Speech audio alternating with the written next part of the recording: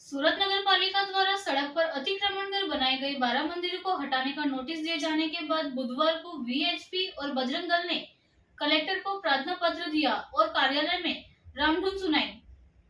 सूरत नगर पालिका द्वारा एक ही साथ 12 मंदिरों को हटाने का नोटिस दिए जाने के बाद बड़ी संख्या में दोनों संगठनों के श्रद्धालु कलेक्टर ऑफिस पहुंचे और नारे लगाते हुए रामधुन का जाप किया। बजरंग दल के अध्यक्ष कमलेश कयाड़ा ने कहा कि 100 से 400 साल पुराने मंदिरों को हटाने के लिए नोटिस दिया गया है। नगर पालिका को अन्य कोई व्यवस्था करनी चाहिए।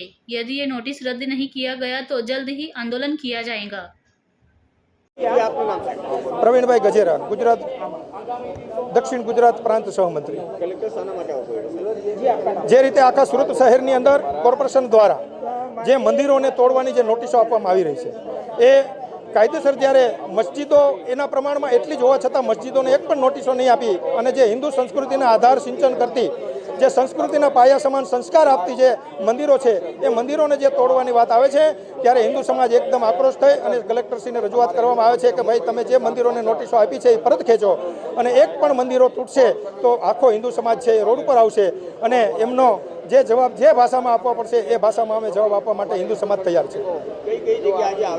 સુરત આખા આજે કલેક્ટર સાહેબશ્રીને અને બીજું અમે મેયરશ્રીને આપશું અને ત્યાં મ્યુનિસિપાલિટી કમિશનરને પણ આપશું। અમે 3 જગ્યાએ અમે આવેદનપત્ર આપશું।